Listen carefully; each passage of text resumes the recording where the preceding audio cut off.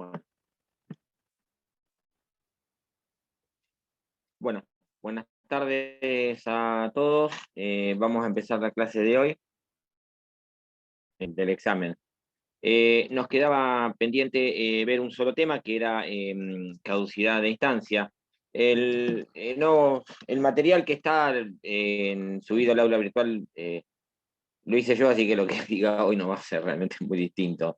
Entre el cuatrimestre anterior y este no se me ocurrió nada nuevo y tampoco pasó nada nuevo en materia de caducidad de instancia. Pero sí vamos a ir explicando algunas cuestiones prácticas, ¿sí? Más que nada. Porque en realidad es un tema donde es esencialmente, digamos, práctico, ¿sí? En primer término, ustedes, bueno, ya saben que la caducidad de instancia es un modo normal de determinación del proceso. La particularidad que tiene la caducidad de instancia, a diferencia de los otros modos anormales de determinación del proceso, es que los otros modos anormales dependen de la voluntad de las partes. En el desistimiento depende de la voluntad de la parte actora, o también en el desistimiento del proceso de la parte demandada, si le presta o no este acuerdo, ya está notificada la demanda. En el caso de la conciliación y la transacción, de la voluntad de los dos. En el caso del allanamiento, de la voluntad del demandado. Este, y en el caso y además en la conciliación y transacción, también de alguna manera la voluntad del juez al participar de la conciliación o al homologar la transacción. Ahora, la caducidad de instancia no depende de una voluntad expresa, sino que es un modo anormal de terminación del proceso, en virtud del cual se extingue el proceso como consecuencia de la inactividad procesal durante el plazo que establece la ley, que después vamos a ver. Entonces, la ley supone que existe un desinterés de las partes en continuar con el proceso. Entonces, esto obedece, por un lado, al principio dispositivo, de que son las partes en principio quienes tienen la carga de instar el proceso, de impulsar el proceso. También del principio de preclusión. Los actos procesales tienen que hacerse en las etapas em, correspondientes. Eh, pero también responde a una necesidad del Estado de no eh, tener que cargar con procesos que están por ahí sin actividad procesal durante meses, años, y en los cuales el Poder Judicial queda atado todavía a esos procesos. Queda ejerciendo la función jurisdiccional, la función pública jurisdiccional, en un proceso en el cual a las partes evidentemente no les importa mucho. Eh, entonces, hay una razón también de carácter público por parte del Estado, o desde el Estado, de terminar con un proceso en el cual las partes, o respecto de las cuales las partes no manifiestan mucho interés o ningún interés. Esa falta de interés digamos, se interpreta o se deduce a partir de que no hay actividad procesal, ¿sí? Entonces, si no hay actividad procesal, es porque evidentemente no les interesa. Vamos a ver que esta inactividad también puede tener excepciones. Esto a lo largo de la clase vamos a ir desmenuzándolo. Eh, este, para que haya una. No, por otro lado, a ver, el código procesal por ahí está en parte atado todavía a un eh, rancio principio dispositivo en el cual toda la actividad procesal corre por cuenta de las partes, fundamentalmente. Sin embargo, esto ha ido cambiando en los últimos tiempos, y fíjense que en el Código de Provincia, por ejemplo, en el artículo 36, en las facultades ordenatorias e instructorias, el juez tiene la facultad de activar, solamente la facultad de activar el proceso, de impulsar el proceso. Dice que tiene la facultad de adoptar todas las medidas tendientes a impulsar el proceso. En cambio, en el Código de Nación, después de la reforma de la 25488 en el año 2001, el juez tiene el deber de impulsar el proceso. Ojo con esto, lo cual resulta un poquito incongruente que, por un lado, el juez tenga el deber de impulsar el proceso y, por otro lado, tenga la facultad que vamos a ver después, de decretar la caducidad de instancia de oficio, ¿sí? Es decir, de la misma, o sea, decreta la caducidad de la misma instancia que tiene el deber de impulsar. Esto ha quedado un poquito a contramano, estas dos normas en el Código de Nación. E inclusive en los proyectos de reforma del Código Procesal, tanto en la Nación como en la provincia, se impone al juez el deber de impulsar el proceso. Este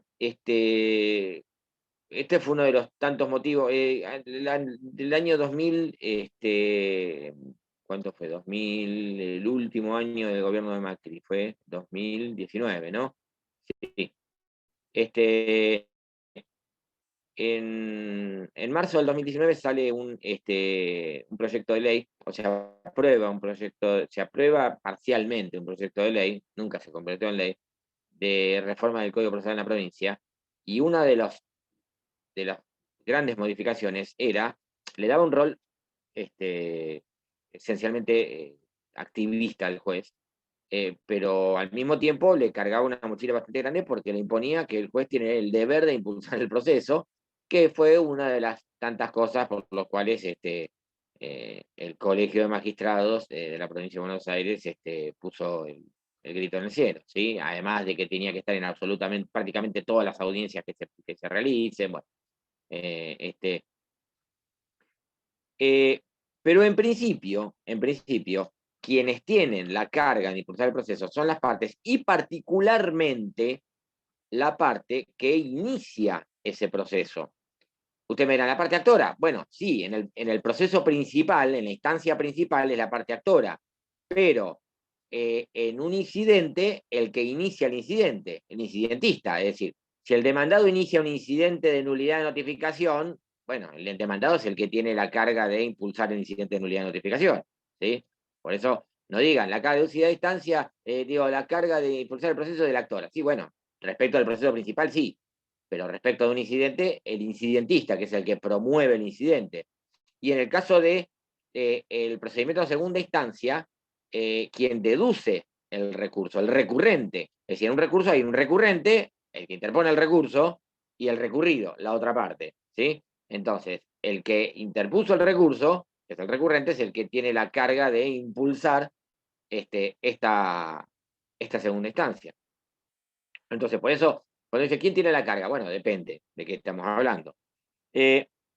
Por otro lado, y respecto de esta tendencia que hay de imponerle al juez como un deber impulsar el proceso de oficio, el Código Civil y Comercial, nada menos, el artículo 706, 709, perdón, establece que el juez tiene el deber de impulsar de oficio el proceso de familia, ¿sí? El 706 se refiere ya al proceso de familia, dice que enumera cuáles son los principios que lo gobiernan, tutela judicial efectiva, y el 709 puntualmente dice, en los procesos de familia el juez tiene el deber de impulsarlo de oficio, ¿sí? E inclusive la posibilidad de adoptar, eso aparte, ¿no? No lo vemos hoy, la posibilidad de adoptar medidas probatorias en forma oficiosa, cosa que también en realidad está en el Código Procesal, en el artículo 36. Bueno, ¿cuáles son los presupuestos de la caducidad de instancia? Son 4. Primero, tiene que haber una instancia, tiene que haber inactividad procesal, tiene que transcurrir un plazo y tiene que haber una resolución que decrete la caducidad. Vamos a ir desandando cada uno de estos presupuestos. Primero, tiene que haber una instancia.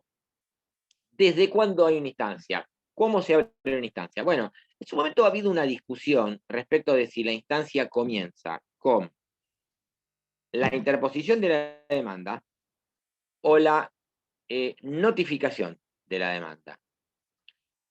Hay quienes entendían que la instancia comenzaba recién con la notificación de la demanda. Y hasta la notificación de la demanda, la parte actora podía tomarse, es decir, entre la interposición, yo interpongo la demanda, ¿no? Interpongo la demanda, obviamente receptoría de expediente, va al juzgado que haya sido sorteado y el juzgado saca si no hay ningún tipo de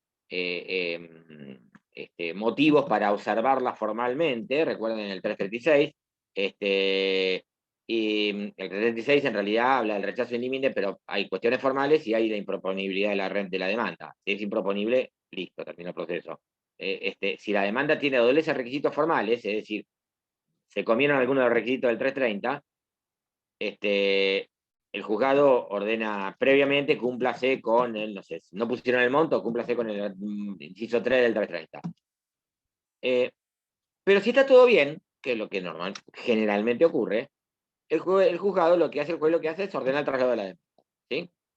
Eso queda ahí. ¿Está? La parte actora es la que va a preparar la cédula de notificación de la demanda. ¿Está claro? La va a enviar al juzgado y el juzgado la va a enviar al demandado, o los demandados. Ahora bien, entre que se ordena el traslado de la demanda, ¿sí?, y se notifica la demanda, transcurre tiempo. Que si la parte actora no envía al juzgado la cédula, puede quedar ahí tiempo interminable. El juzgado no va a notificar la demanda de oficio, ¿sí? Entonces, ¿qué es lo que ocurre? Hay quienes entendían que hasta que no estuviera notificada la demanda, la parte actora era, entre comillas, la teoría del dueño del proceso. Y se podía tomar todo el tiempo que quisiera notificar la demanda. Bueno,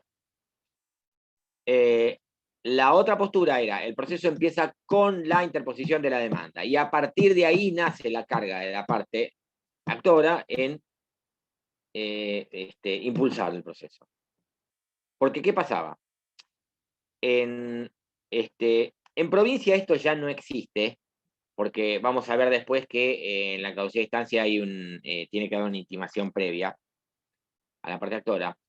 Pero en nación, donde no hay una intimación previa a la parte actora, imagínense que yo inicio una demanda, la dejo ahí, durmiendo. ¿Sí? Se ordena el traslado de la demanda y la dejo durmiendo. ¿Podría el demandado presentarse solito? El demandado se entera que está la demanda. ¿Me siguen? Y se presenta solito y dice, pido la caducidad de instancia. ¿Está claro? Si yo nunca lo notifiqué, él se entera solo, por las de él, que está la demanda, ¿sí?, que se ordenó traslado, y se presenta y dice, pido la caducidad de la instancia. Esto pasa, ¿saben con qué pasa en Nación? Con las demandas contenciosas contra AFIP. Les explico cómo es algo que tiene que ver con derecho tributario. Cuando AFIP lleva contra el contribuyente, lleva adelante todo un proceso administrativo que termina con una sanción, por ejemplo, una multa, clausura, las dos, ¿sí? Entonces, ahí termina la instancia administrativa. El contribuyente puede interponer una demanda contra el fisco, contra AFIP, y de esa manera detiene el cumplimiento de esa sanción hasta que se agote la instancia judicial. ¿Está claro?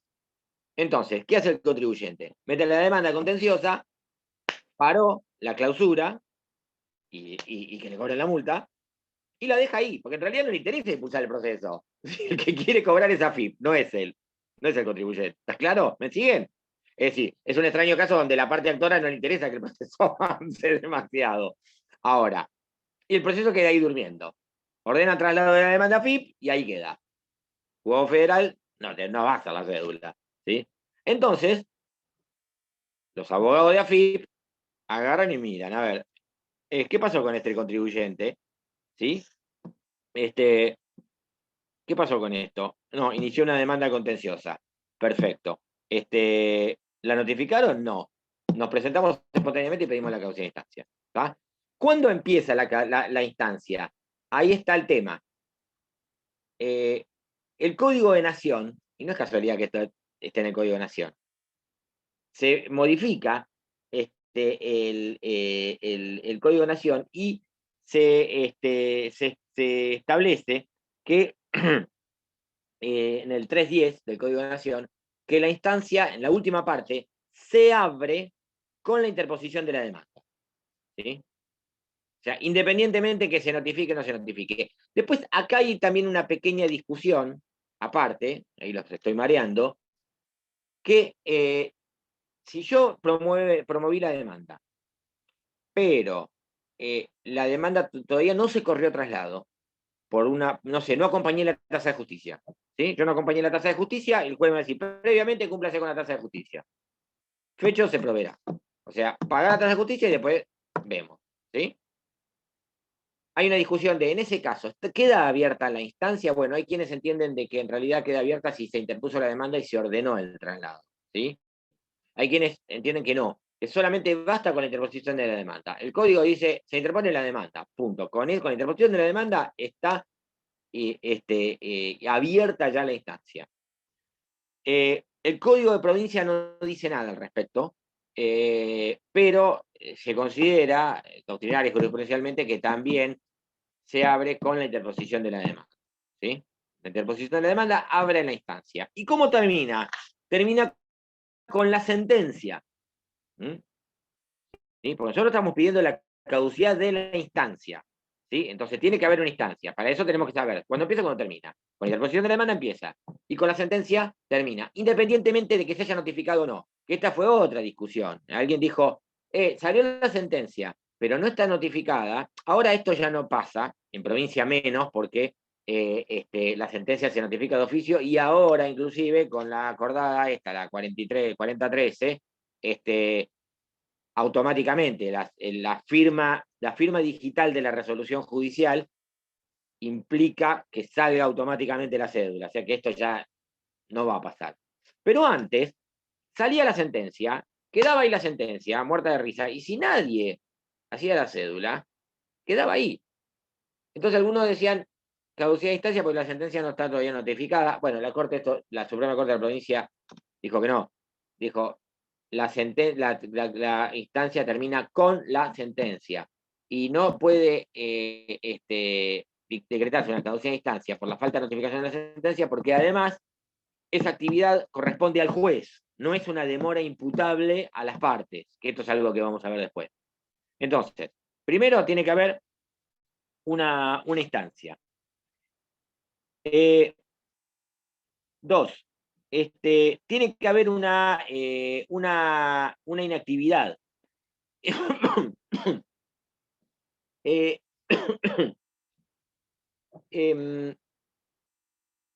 ¿Esto qué significa? Que tiene que haber una falta de actividad procesal que tenga por efecto impulsar el proceso. ¿Sí? Es decir, ¿qué significa que tenga por efecto impulsar el proceso? Hacerlo pasar de una situación procesal a otra o de una etapa a otra. ¿Sí? Actos procesales hay muchos en el proceso, pero no todos tienen como por finalidad impulsar el proceso. Puede ser que yo, no sé, acompañe un poder y acredito personería invocada. Eso no es un acto que impulsa el proceso. ¿Está claro? ¿Sí? Constituyo nuevo domicilio. No es un acto, o constituyo domicilio electrónico, no es un acto que impulse el proceso. ¿Sí? No hace avanzar el proceso. Inclusive, se ha considerado que el pedido de una medida cautelar tampoco impulsa el proceso, porque es un acto que es accesorio al proceso principal. ¿Sí?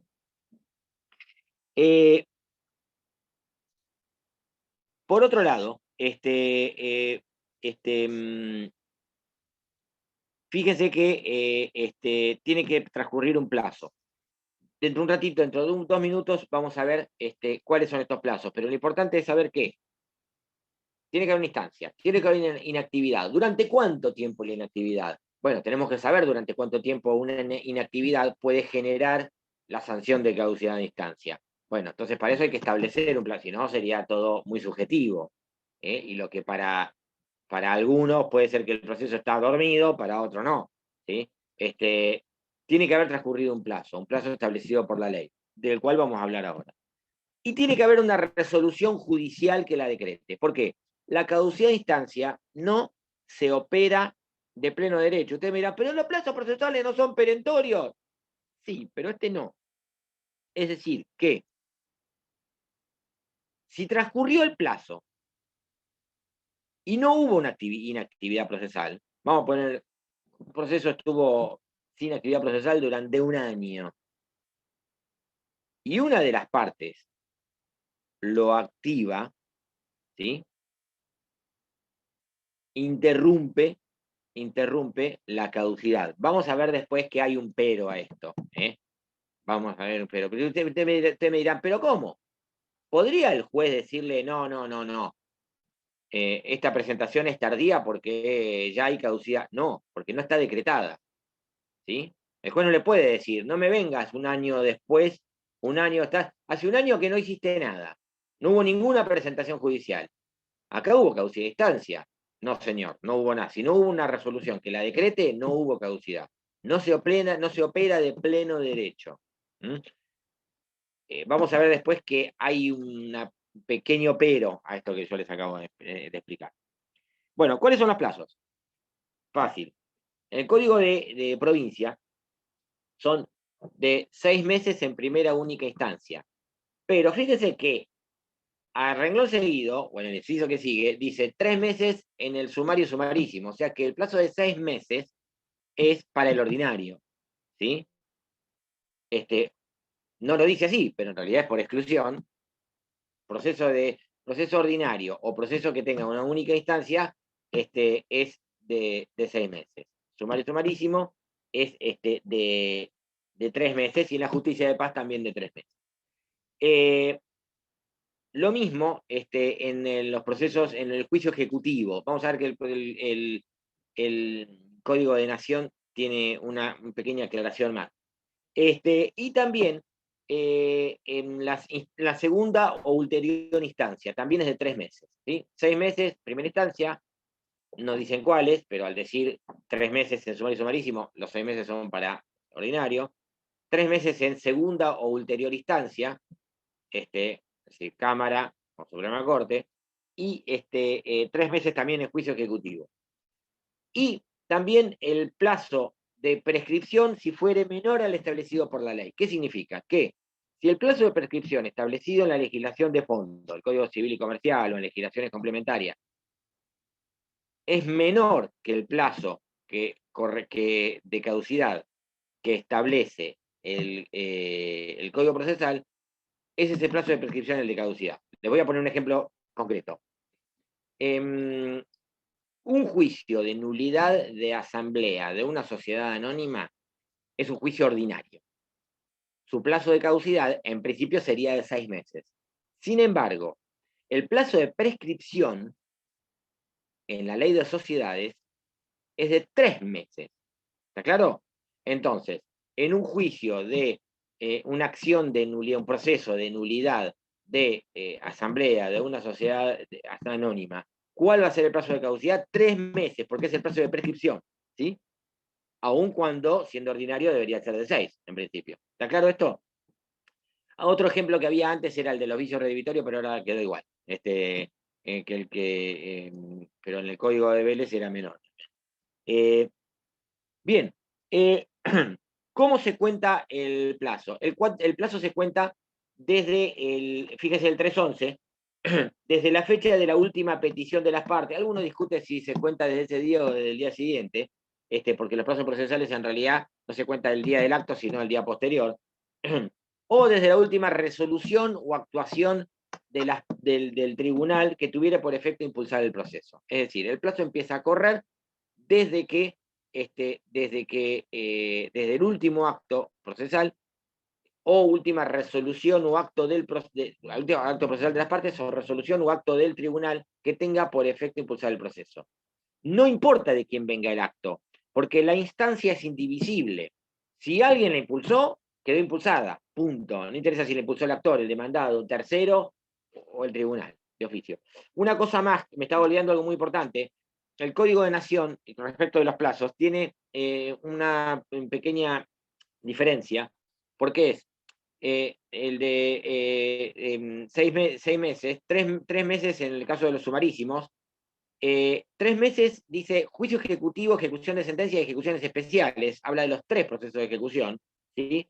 Y también, bueno, 3 meses en segunda o posterior instancia, y agrega otro plazo más, que es el de 1 mes en el incidente de caducidad de instancia.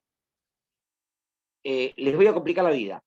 El pedido de la caducidad de instancia implica que que se genere un incidente, ¿sí?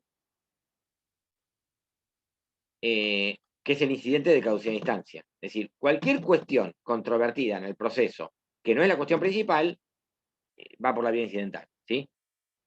El plazo de caducidad de los incidentes es de 3 meses. Pero en el que el incidente de caducidad es de 1 mes. Es decir, si quien pide la caducidad de instancia, vamos a ver quién la pide, si quien pide la caducidad de instancia no impulsa el pedido de caducidad de instancia durante un periodo de más de 1 mes, la otra parte le puede pedir la caducidad del incidente de caducidad. Pero ¿cómo debería impulsarlo una vez que lo pide? Notificándolo. Ah, ok, ok. Es decir, ahora por ahora lo dejamos eso en suspenso porque lo van a entender cuando veamos el procedimiento de caducidad de instancia en Nación. ¿Sí? Esto es en Nación, ojo. Bien, vamos con, ya vimos cómputo del plazo. Ah, otra cosa más, una cosa muy importante de cómo se computa el plazo. Los plazos procesales, ustedes saben que se cuentan en días hábiles, ¿sí? Ahora, el plazo de caducidad de instancia, no. El plazo de caducidad de instancia se cuenta de corrido, es decir, esto incluye los feriados. Lo único que no incluye son la feria judicial. Ojo que antes también incluía la feria judicial, era todo un tema. Pero no incluye la feria judicial.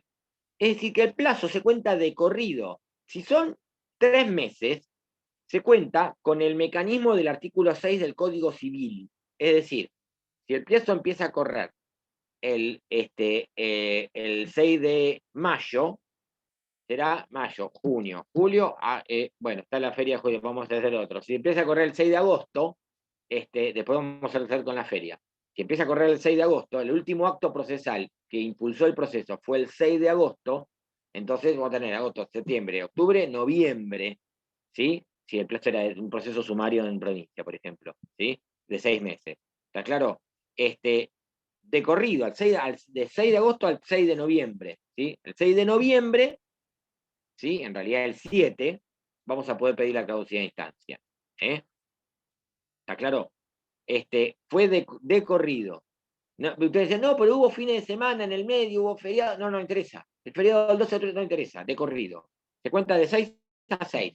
Y si el plazo empezó a correr, esto se aplica a la regla del artículo 6 del Código Civil, un día que en el plazo, en el periodo, en el mes de finalización no existe el último día del mes. Es decir, si empezó a correr el 30 de noviembre y era de 3 meses, tienen diciembre, enero no, febrero, marzo, bueno, ahí corre el 30, pero supongamos que hubiese sido el 30 de octubre y caía el 30 de febrero, que no existe, es el 28 de febrero. ¿Está claro? Ahí saqué la feria de enero. ¿Tá?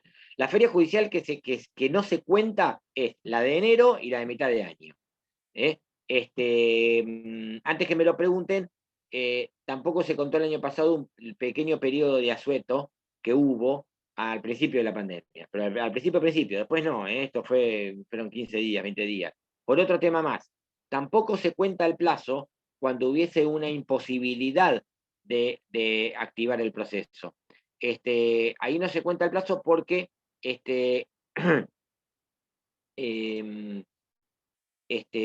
por ejemplo, porque falleció uno de una de las partes y se intima entonces a que se presenten los sucesores universales de la misma. ¿Está claro? En realidad esto nos lleva a otro tema, que no se cuenta el plazo cuando el proceso estuviere suspendido, ¿sí? Ya sea por decisión de las partes, el 157, si mal no recuerdo, las partes pueden acordar sobre la suspensión de los plazos, o por disposición del juez. A veces, por ejemplo, artículo 94, el juez puede suspender el proceso hasta que se comparezca un tercero citado, ¿sí? En el caso de la intervención obligada. ¿Se acuerdan? Entonces, supongamos que el demandado solicita la intervención de un tercero, el juez suspende las actuaciones hasta que comparezca el tercero. Lo mismo en el caso de la acumulación de procesos, ¿sí? La acumulación de procesos, ustedes lo habrán visto en proceso acumulativo, el pedido de acumulación implica que el juez tenga que suspender el proceso hasta que se resuelva. ¿Por qué? Porque es una cuestión de orden público y el juez no va a seguir actuando en un proceso en el cual que quizás tenga que acumularlo a otro. ¿Está claro? Y probablemente no tenga que intervenir más, tenga que intervenir otro juez, el del otro proceso acumulado. ¿Está claro? Entonces, la acumulación de proceso también suspende el proceso, el pedido de acumulación, y durante ese periodo, ese plazo, no se computa para los efectos de la caducidad de instancia. ¿Está? Entonces, ¿cómo se computa? De corrido, menos feria judicial, menos periodos o lapsos en los cuales el proceso estuviera suspendido por acuerdo de partes o por disposición del juez. ¿Sí? El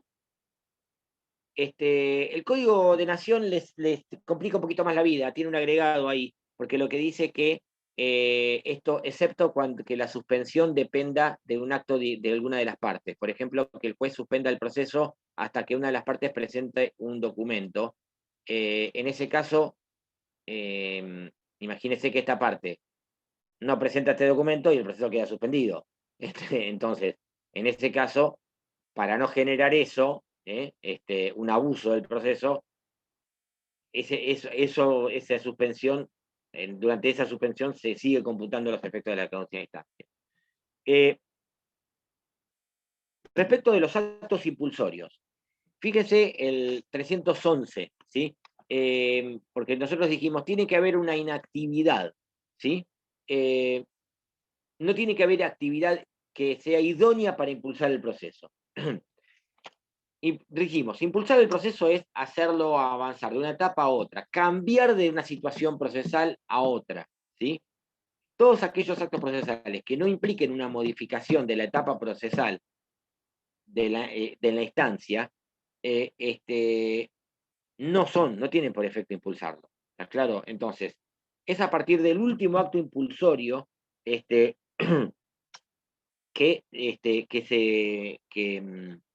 se computa el plazo de caducidad de instancia, o última resolución del juez, o último acto del juez que tenga por efecto impulsar el proceso. ¿Por qué?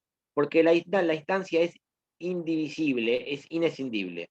Entonces, el acto de cualquiera de los sujetos procesales que impulse el proceso, el juez, las partes o terceros que impulse el proceso, esto va a interrumpir el plazo de caducidad de instancia. ¿Cuál es el efecto de un acto impulsorio? Que el plazo de caducidad se interrumpe. ¿Qué significa? Apretamos reset y vuelve a correr de cero. ¿Está claro? Entonces, se decretó, contestó la demanda el demandado, ¿no es cierto? Y salió una resolución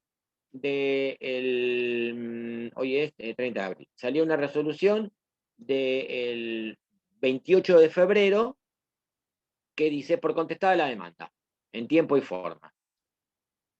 Firma el juez. Yo, parte actora, a partir de ahí no hice nada. Pasó todo marzo, pasó todo abril, ya son 2 meses. Hoy dejo un escrito, mando un escrito electrónico donde digo, atento al estado de auto, solicito la apertura del juicio a prueba. Interrumpí el plazo. El plazo que ya me había corrido 2 meses, si era sumario, o de ordinario también, si me había corrido 2 meses, me quedaba un mes solo, si era sumario, sumarísimo, me quedaban 4 si era ordinario, los 2 meses vuelven a cero y me empieza a correr de cero otra vez el plazo de caducidad de instancia. ¿Está claro?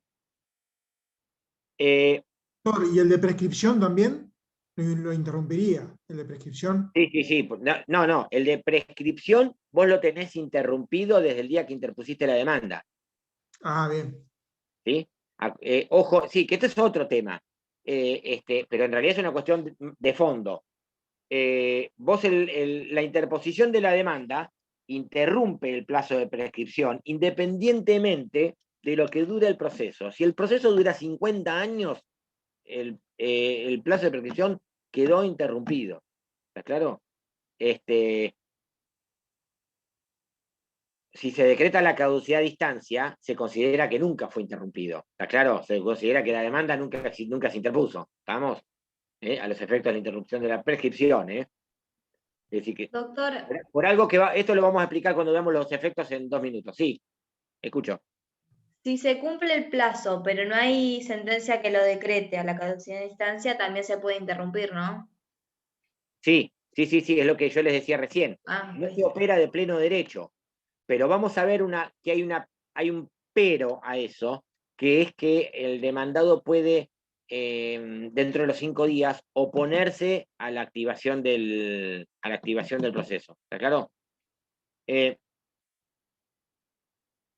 Hay supuestos en los cuales no se produce, no se decreta la caducidad de la instancia. Y es, fíjense, el 313, en los procesos de ejecución de sentencia. ¿Por qué? Porque esto es caducidad de instancia. Si se está ejecutando la sentencia, la instancia ya terminó. ¿Sí? La primera y eventualmente la segunda y la extraordinaria. ¿Está claro? Ya terminó la instancia. ¿Sí? En los sucesorios, en los concursales, ¿por qué? Porque son voluntarios. En los concursales y en general en todos los voluntarios. ¿Sí? ¿Por qué? Porque ahí sí el proceso interesa exclusivamente a los peticionarios. ¿Sí? Excepto si hubiese controversia. ¿Qué significa esto? En los procesos sucesorios y en los procesos concursales, puede haber cuestiones que generen, que se generen una controversia y van por la vía incidental. Por ejemplo, en los procesos concursales, uno de los acreedores, si a un acreedor lo dejan afuera de los acreedores verificados, incluidos en el informe del síndico, puede plantear un incidente de revisión, o el mismo concursado o quebrado puede plantear un incidente de revisión si considera que alguno que quedó adentro debería estar afuera. En los sucesorios, lo mismo. En los sucesorios, cualquier cuestión controvertida va por esto lo vamos a ver en la segunda parte, va por un incidente por separado. Por ejemplo, si yo le pido uno de los herederos le pide una rendición de cuentas al administrador, hay que iniciar un incidente de rendición de cuentas, va por la vía incidental. Si uno de los herederos discute la inclusión o la exclusión de un bien, inicia un incidente de inclusión o exclusión de bienes por separado. A esos incidentes se les aplican las normas de caducidad de los incidentes, 3 meses, ¿está claro? Ese incidente es de carácter contencioso, ¿está claro? La sucesión, el incidente principal de la sucesión, no tiene caducidad. ¿Sí? No se le puede decretar caducidad. Pero los incidentes que son accesorios, sí. Y tampoco cuando los incidentes, cuando el proceso dependa de alguna resolución del tribunal o la demora es imputable al tribunal. Si depende de una resolución del tribunal, la demora es imputable al tribunal y no a las partes. Es decir, además de que tiene que haber inactividad, esta inactividad tiene que ser imputable. A ver, si yo presento un escrito en un proceso sumario en provincia, donde la caducidad son 3 meses, y pido que el juez abra prueba, y entonces el juez lo que hace es fijar una fecha, abre prueba y fija una audiencia preliminar para hoy es 30 de abril, mayo, junio, julio, agosto, para el 30 de agosto, ¿sí? Dentro de 4 meses. Lo único que yo, parte actora, tengo que hacer es esperar la audiencia preliminar, no puedo hacer otra cosa. Ahora, pueden decirme, al tercer mes, caducidad de distancia. No, si la demora no es imputable a mí. Si el juez me la está poniendo la audiencia el 30 de agosto, no es culpa mía. En todo caso, es responsabilidad de él. que tendría que ponerla antes. ¿Está claro esto? ¿Sí? Entonces, la demora tiene que ser a veces, es decir, si bien el proceso es una actividad constante, no significa que todos los días haya actos procesales o que todos los días haya actos procesales para hacer. A veces no hay otra cosa que esperar. Si se dicta un auto para sentencia, el juez está bien, tiene un plazo de 40 días si es unipersonal, 60 días si es colegiado, 30 en el sumario, 50 30 en el sumario si es unipersonal, 50 si es colegiado, 10 o 15 en el sumario. Bueno, ahora, si transcurre ese plazo, no me pueden a mí pedir y el juez hace. En una época había un juzgado en Mar del Plata, ya por suerte no ocurre más esto y este juez está jubilado. Había un juez en Mar del Plata que rigurosamente tardaba 1 año en dictar sentencia. 1 año. Pero 1 año reloj, ¿eh? Él sacaba el auto para sentencia en septiembre y la sentencia salía en septiembre, pero el año siguiente. Un disparate total, ¿no? Una locura.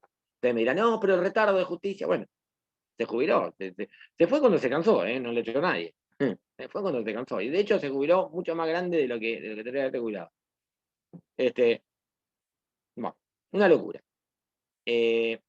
No podían a la parte actora pedirle la caducidad de instancia. ¿Por qué? Porque no es una demora imputable a él. Me dice, no, pero tendrías que haber pedido pronto despacho. No, es una responsabilidad del juez. La demora es imputable exclusivamente al juez o tribunal. Bien. La caducidad opera contra, fíjese, el 314, también contra el Estado, contra los menores, que esta era una gran discusión en una época, independientemente de la responsabilidad que tengan los administradores. Fíjese el 314, es el Estado, establecimientos públicos, menores, ¿sí?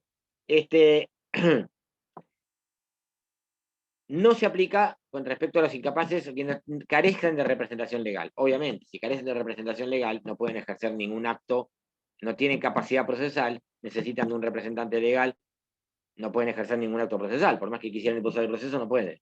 Esos actos no son válidos. Bien. ¿Quiénes pueden pedir? Y ahí ya nos empezamos a meter en el procedimiento de caducidad de la instancia. Respecto de cómo funciona la caducidad de instancia, tenemos que diferenciar provincia y nación. En una época eran iguales, pero ya hace varios años cambió. Vamos con provincia. 315 y siguiente. ¿Quiénes pueden pedir la caducidad de instancia? La caducidad de instancia la puede pedir el demandado o la puede disponer el juez de oficio. No la puede pedir la actora, porque la actora no va a pedir la caducidad de la instancia que ella misma impulsó. Eso equivaldría a un desistimiento del proceso, ¿está claro? Entonces, el demandado o el juez de oficio. Ahora bien, ¿cómo funciona en la provincia de Buenos Aires?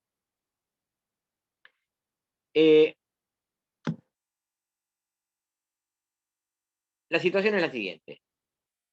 El demandado solicita la caducidad de instancia porque supuestamente ha habido inactividad procesal o no ha habido actividad procesal, es lo mismo, durante el plazo establecido por la ley. El juez puede ese pedido, si advierte que el último acto impulsorio fue hace 2 semanas, va a rechazar ese pedido en límite, ¿está claro? El juez va a evaluar primero si formalmente, en principio, ha habido inactividad procesal durante el plazo establecido por la ley. Y si es así, el juez le va a correr traslado a la parte actora, intimándolo a que haga 2 cosas. Ojo, porque acá a veces se confunden muchos colegas. 2 cosas. 1, que manifieste si tiene intención de continuar con el proceso. Y además, que haga un acto procesal que tenga por efecto impulsar el proceso. Es decir, no basta con el dicho, sino también con el hecho.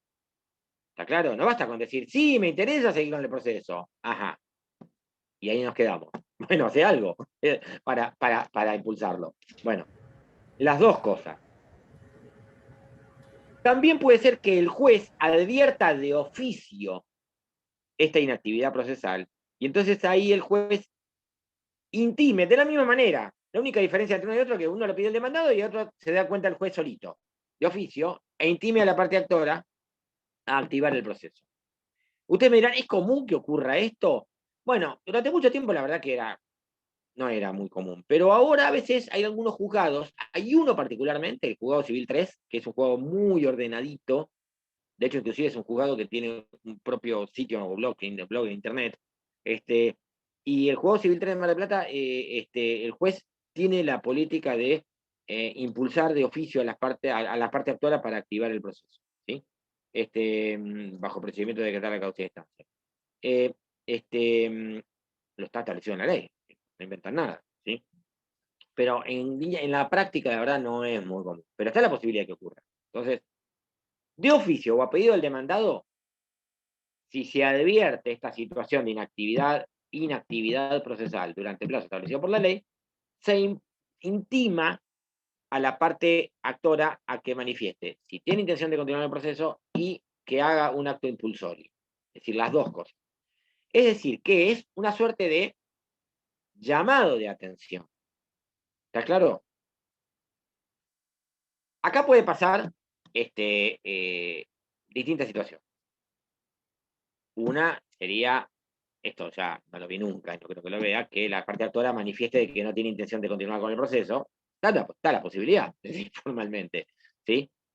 Otra que la parte actora no, en ese caso obviamente se decreta la causa de estancia, ¿no?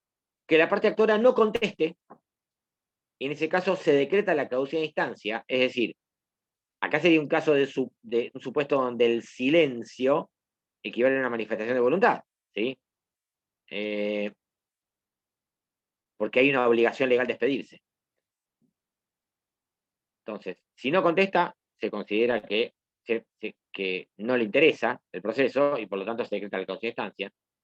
Si contesta y solamente dice que le interesa continuar con el proceso y nada más, también se va a decretar la causa de estancia. Ahora, si contesta la parte actora, manifiesta que tiene intención de continuar el proceso y hace un acto impulsorio, el proceso continúa. ¿Sí? Ahora bien, y es que acá hubo un tema, porque originalmente la ley se quedaba ahí. Entonces, ¿qué pasaba? La situación se repetía, se lo volvía a intimar a la parte actora, volvía a decir, sí, me interesa seguir, hacía cualquier acto procesal, se volvía a reiterar la situación y nunca termina, y no encuentro nunca acabar. Entonces, el código se vuelve a modificar, el código de provincia, y lo que dispone es lo siguiente. Si esta situación se repite, es decir, si después de esta advertencia, de esta intimación, que surte un efecto de una suerte de advertencia para la parte actora, que va a estar el resto del proceso condicionado a que si otra vez se duerme, ¿qué va a pasar? La ley del Código Procesal de la provincia lo que dispone es que si vuelve a reiterarse la inactividad procesal durante el plazo establecido por la ley, de oficio o a pedido del demandado, se decreta la caducidad de instancia. Directamente. ¿Sí? Y si realiza un hecho No hay impulsorio, intimación. ¿Cómo? si realiza el hecho impulsorio no necesita manifestarse, o sea, directamente si realiza, es decir, si realiza un hecho sin manifestar que quiere continuar con el proceso, se permite que continúe con el No, sí, proceso. se Se considera considera tácita. está muy bien la pregunta, se considera que ese hecho implica el hecho de impulsar el proceso y supone la intención de continuarlo, ¿no es cierto? Si no, no lo estaría impulsando. Pero está muy bien la Profe, pregunta. Sí, entonces puede ocurrir que la parte no pida la caducidad, pero el juez, o sea, advierta primero de la advertencia y después, sin que la parte lo pida, también la decrete. exactamente. Y ahí quiero hacer una salvedad muy importante, que es la siguiente, y que tiene que ver con lo que hablábamos de que la caducidad opera de oficio. Perdón, no opera de oficio, tiene que haber una resolución que lo decrete. Que el plazo de caducidad no opera de oficio, no opera de ipso facto. o de pleno derecho, no de oficio, pleno derecho. Y es lo siguiente. Supongamos que la parte actora incurrió en una inactividad procesal durante el plazo establecido por la ley. Sea de oficio o a pedido del demandado, esto es indistinto, se lo intima a que manifieste si tiene intención de continuar el proceso y active el proceso. La actora lo hace. El proceso continúa. Vuelve a reiterarse la situación de inactividad procesal. El proceso está hace 7 meses que nadie hace nada. Ustedes miran, lo último que se hizo fue en octubre del año pasado. El 24 de octubre del 2020. ¿Sí? Y entonces, la parte actora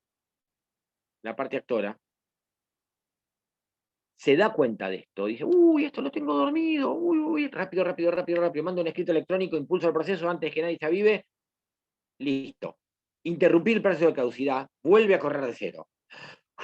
Respiro tranquilo, ya está, nadie se dio cuenta, menos mal. ¿Me siguen? Bueno. El demandado, solo el demandado, no el juez, dentro del plazo de 5 días puede oponerse a este acto y pedir que se decrete la caducidad. ¿Está claro? Si la parte actora durmió y no hizo nada, el juez la puede decretar directamente de oficio o a pedido del demandado. ¿Sí? Otra vez. Vamos de vuelta. La actora tuvo el proceso inactivo durante el plazo legal. Lo intimaron. Dijo, sí, me interesa seguir con el proceso y pidió, no sé, libre de nueva cédula, no sé. Activó el proceso. Se repite la situación. La actora siguió durmiendo, no se dio cuenta, el juez se da cuenta, la decreta de oficio. Sin intimar a nadie, nada, de oficio. El demandado se da cuenta, manda un escrito electrónico, señor juez, otra vez la actora incurrió en inactividad procesal. Hace 8 meses que nadie hace nada. El juez la decreta de oficio.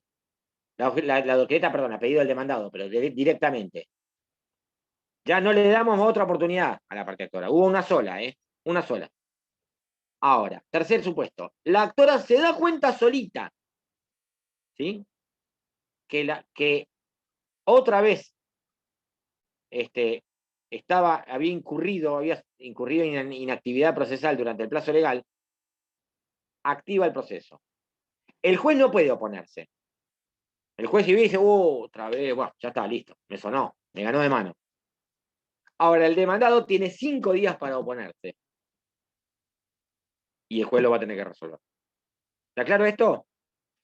En líneas generales, el criterio para resolver la caducidad de instancias es de carácter, esto es una creación jurisprudencial de carácter restrictivo, es decir, en caso de duda entre la supervivencia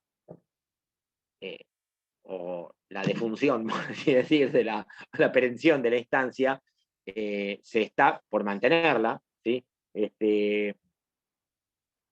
Pero lo que quiero que tengan en claro es que entonces no se opera de pleno derecho, pero con esta vueltita, que yo ya les había anticipado al principio de la clase, ¿no?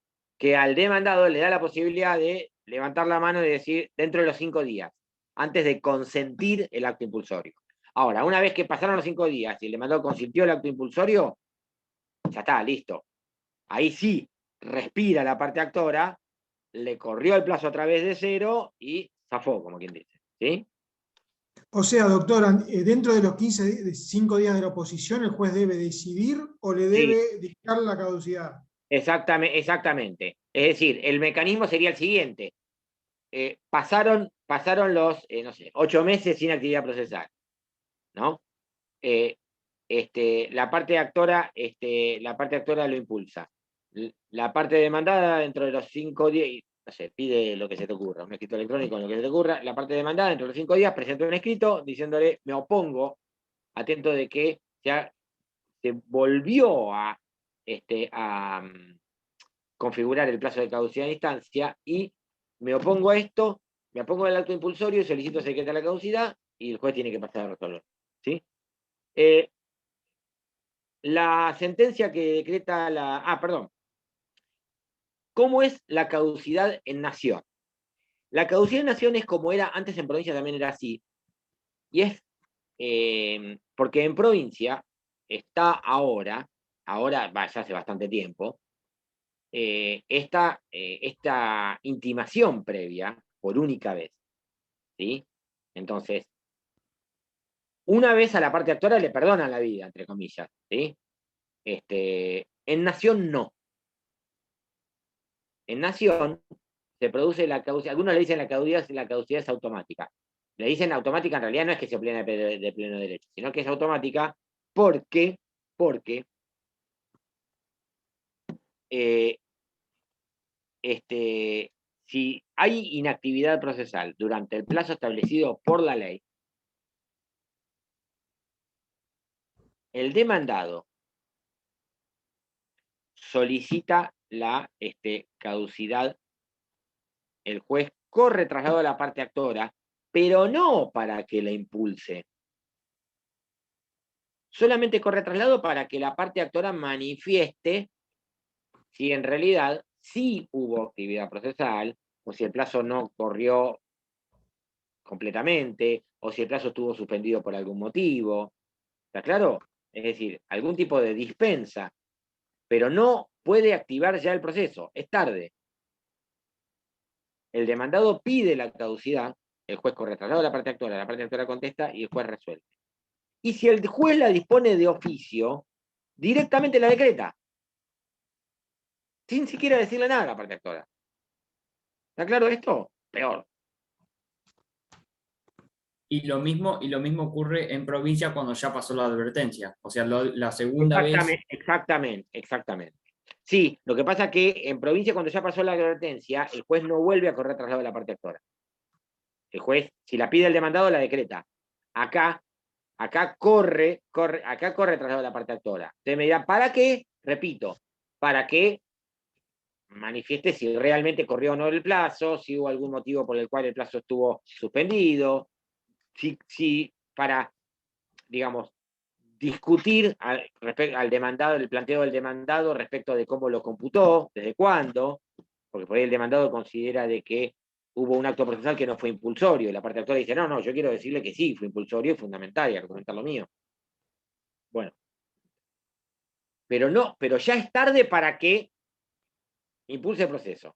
Es decir, no le dan una oportunidad más, como si se la dan en provincia. Esta es la diferencia. En provincia le dan esta advertencia, le dan una oportunidad por única vez, le perdonan la vida por una vez a la parte actora, pero en nación no.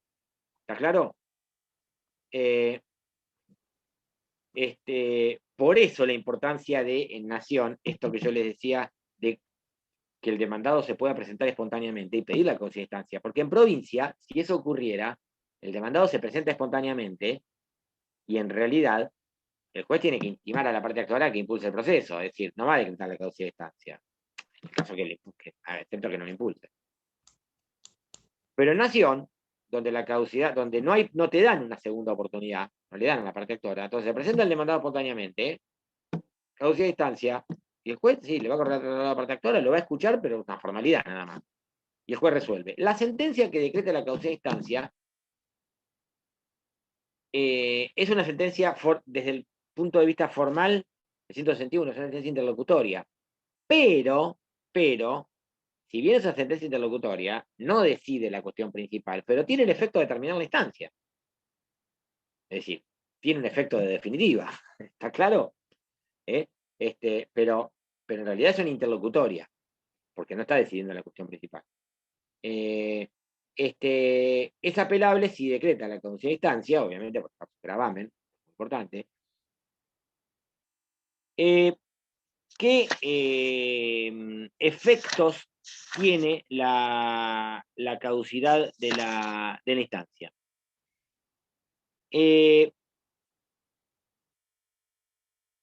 La caducidad es caducidad de la instancia, no del derecho. ¿Sí? Acá estamos hablando de formas, no de fondo.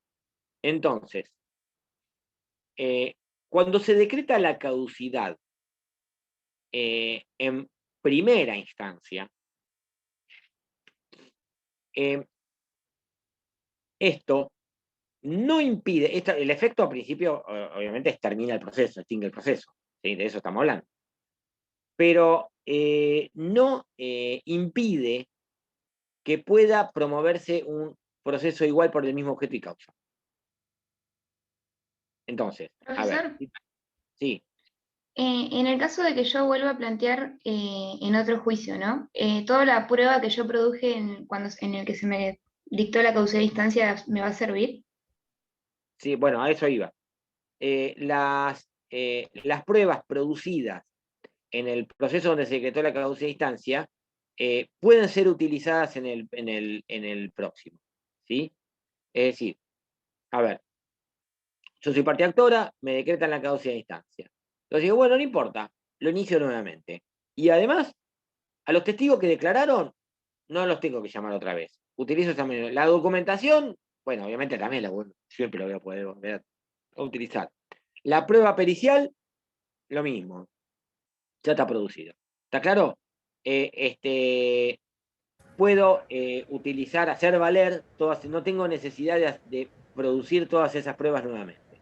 ¿De qué modo ingresan? ¿El qué?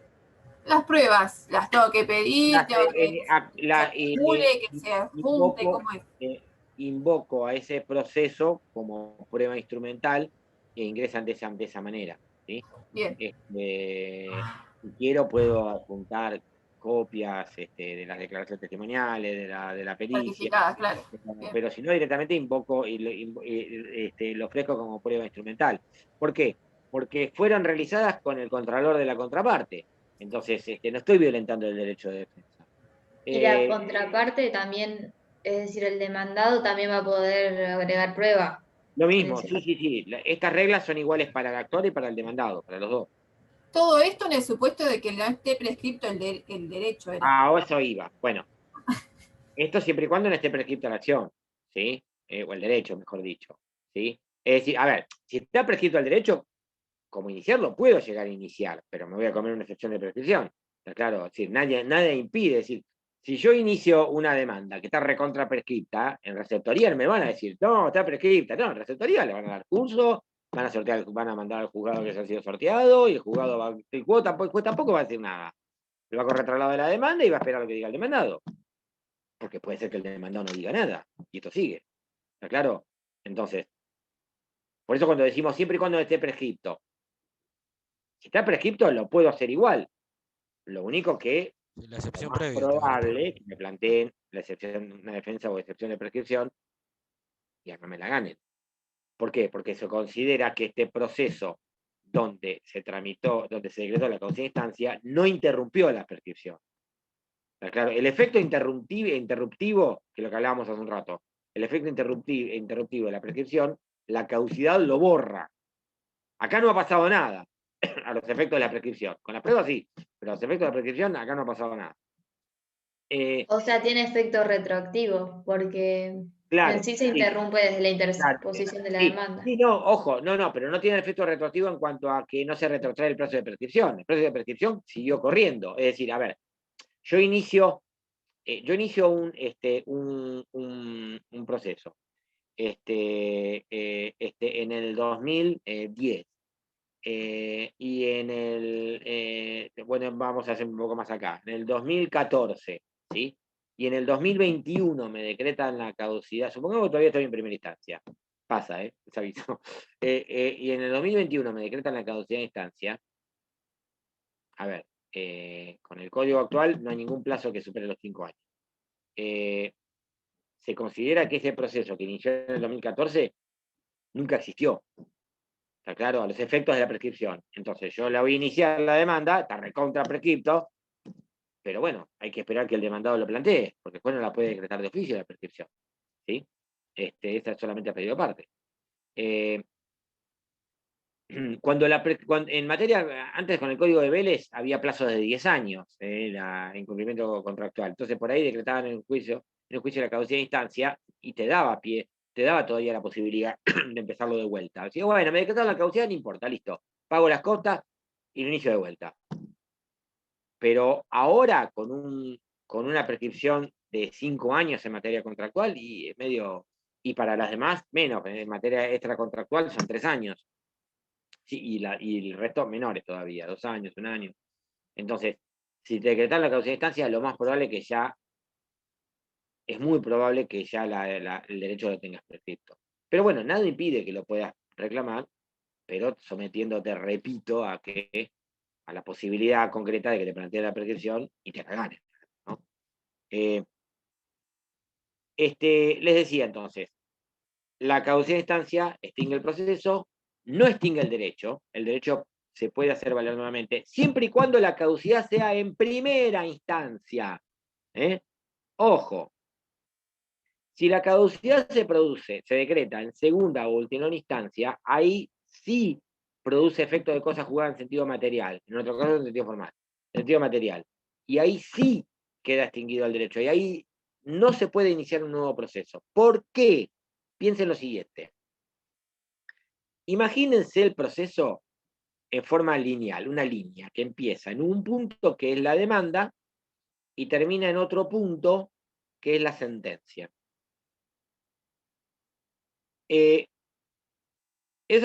Contra esa sentencia se interpone un recurso de apelación y se abre la segunda instancia. ¿Sí? Va el expediente de la Cámara de Apelaciones, se abre la segunda instancia. El expediente en la Cámara de Apelaciones no es activado por el recurrente, que es el que tiene la carga de activarlo, independientemente de que sea la actora de la demandada, el que interpuso el recurso, tiene la carga de activarlo.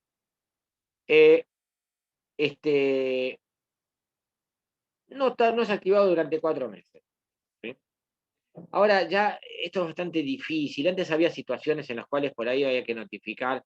La Cámara tenía el criterio de notificar a algún rebelde en el domicilio real y la notificación quedaba medio trunca. Entonces, a veces, ahora no, ahora directamente es todo el domicilio electrónico y si no, contenido de entrado de juzgado, es más sencillo. Pero antes se daban este tipo de situaciones. El expediente quedaba ahí durmiendo, o también ocurría, ¿saben qué ocurría?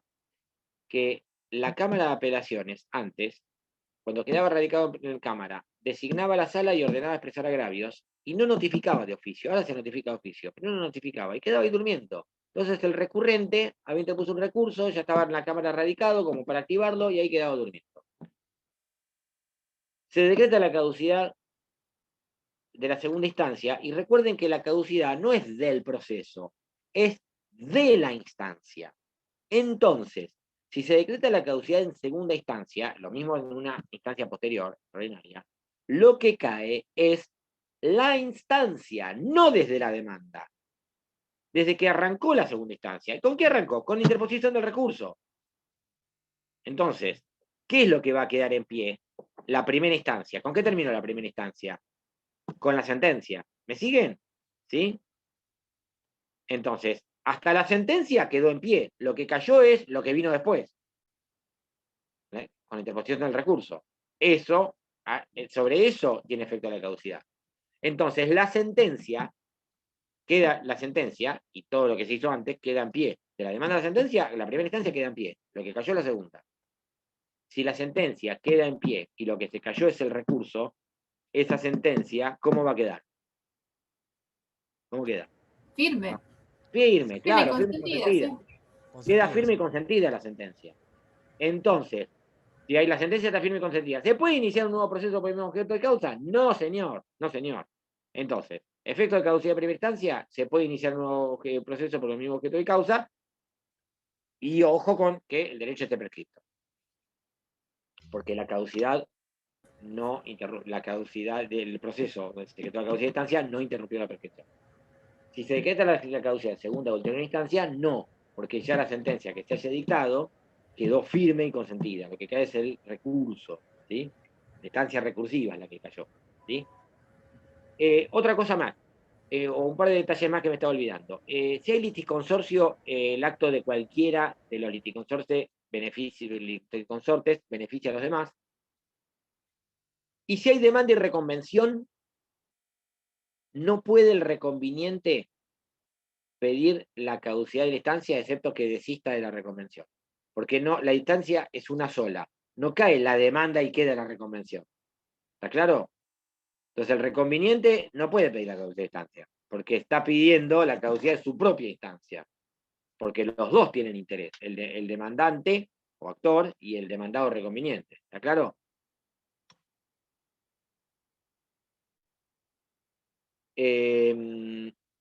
Bueno, creo que con esto terminamos. Acá, doctor, lo que tiene que ver mucho es la actividad del abogado, del letrado, que es el que No, ni hablar. Bueno, la actividad, la caducidad de instancia es uno de los supuestos que más usuales de mala praxis profesional por parte de un abogado, ¿sí? Yo no me quiero meter en esto, porque no es tema de hoy, pero igual normalmente se ha diferenciado, yo no estoy de acuerdo con esta diferencia, entre el abogado apoderado y el abogado patrocinante. Te explico por qué. Porque el abogado apoderado puede activar el proceso, puede hacer cualquier acto procesal solo. El abogado patrocinante necesita de la firma del cliente. Pero,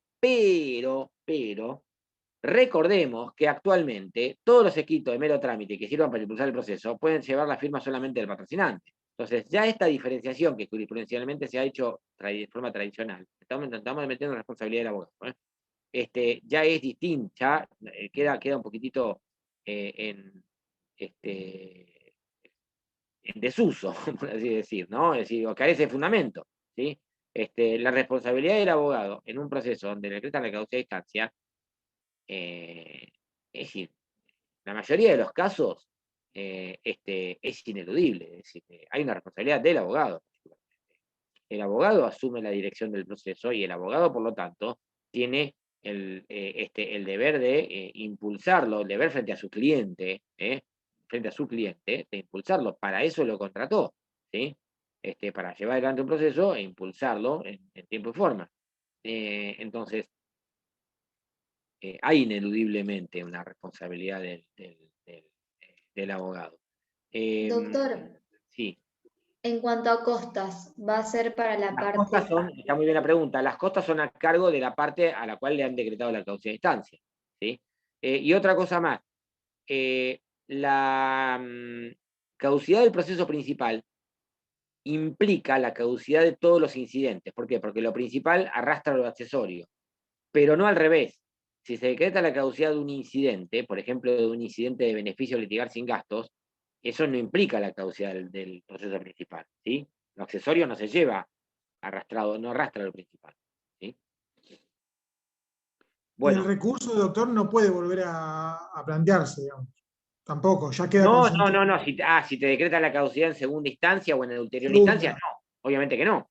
Queda consentido. Ya está, queda consentida la sentencia. Perfecto.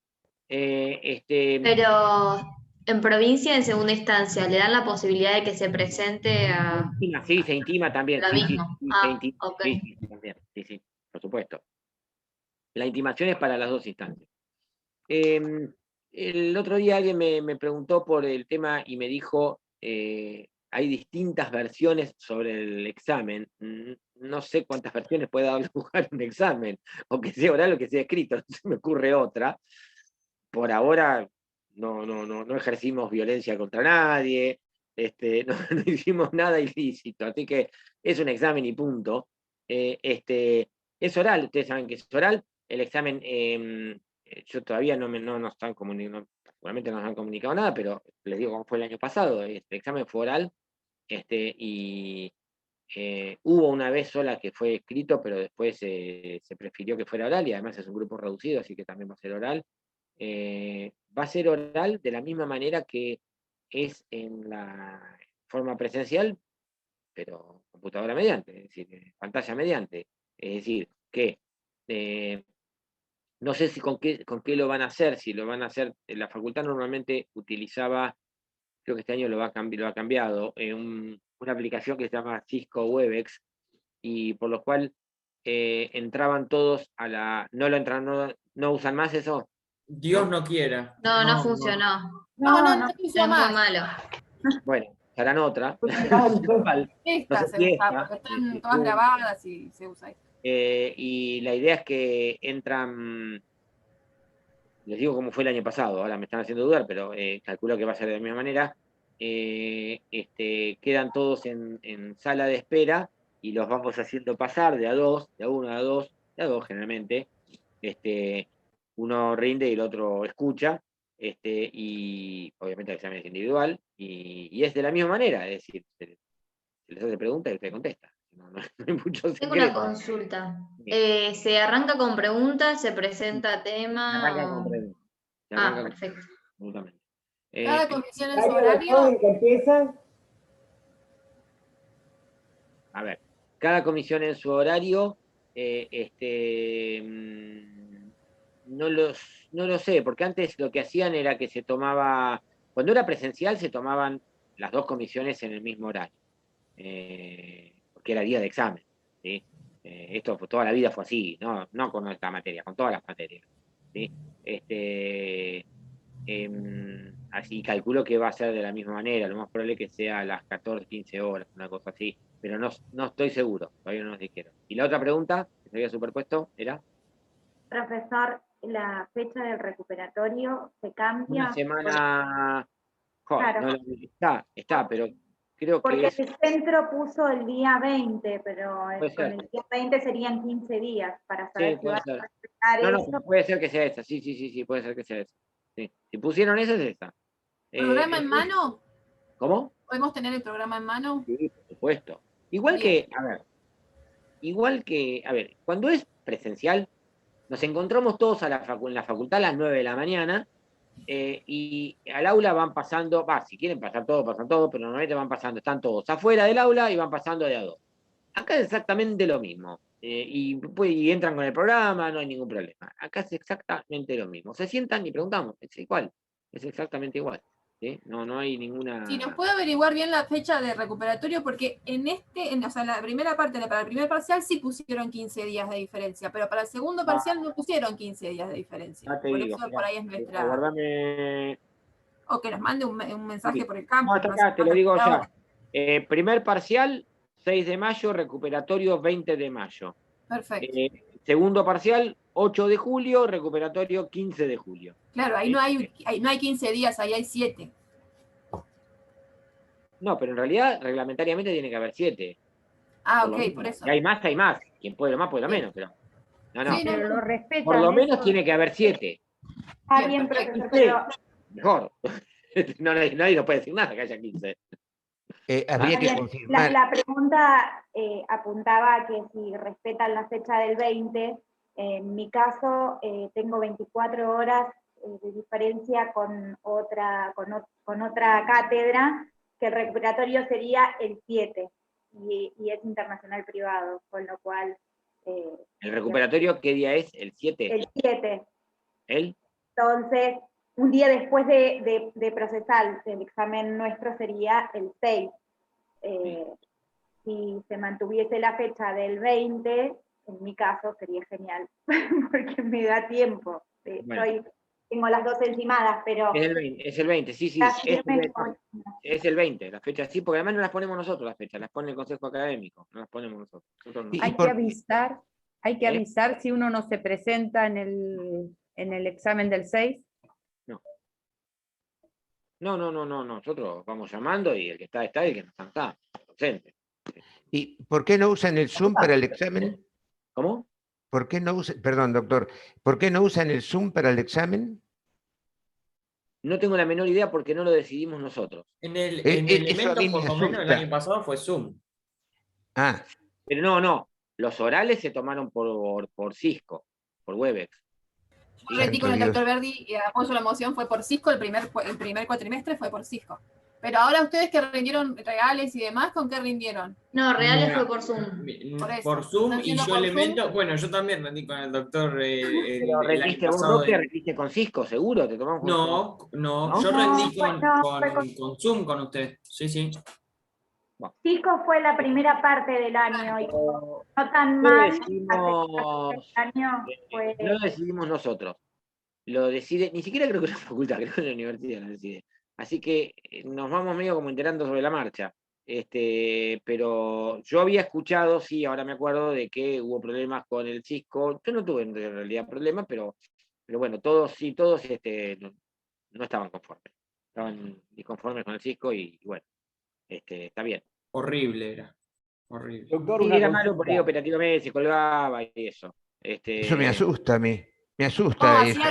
hacía muchos ruidos al entrar y era medio molesto. Sí, yo No, y si no tenías computadora no te permitía tampoco conectarte, Cisco. Si no tenías si tenías un celular con Android, no te podías conectar a Cisco. Tenías que tener sí o sí una computadora. En cambio, con Zoom, no importa el dispositivo que uno me pueda. acuerdo, Ajá. me acuerdo de eso. Bueno, Bueno, gracias, doctor. sé que va a salir. Esperemos que un día se termine. Lo que pasa es que cada vez estamos más lejos. Lamentablemente, como venimos, cada vez estamos más lejos, pero bueno, me refiero a que vuelva la presencialidad, ¿no? Es más, supuestamente en los exámenes iba a estar este año, este cuatrimestre, y no porque estamos en fase 3, así que ahora menos que nunca. ¿Sí? Bueno, nos vemos el 6, que es el jueves, ¿no? El jueves, sí. Jueves. El jueves. Y les van a estar avisando el horario, todo. Bueno. Gracias. Chao, profe. Gracias, Gracias. doctor. Gracias. Día. Hasta luego. Chao, doctor, gracias. Gracias. Me asusta el fisco ese. Espero que no sea un fiasco. Me asusta. Las No voy te a llamar a preocupes, todas Oscar, que va a ustedes. ser por Zoom, no te preocupes. Mirá que me voy a colgar de todas ustedes, las voy a llamar a los gritos de mi No, no hay azotea. problema, pero si hay que ayudar, ayudamos, pero no te preocupes. Muy Lo van a amable, cerrar gracias. todo. Nos Gracias, Vanessa, chao.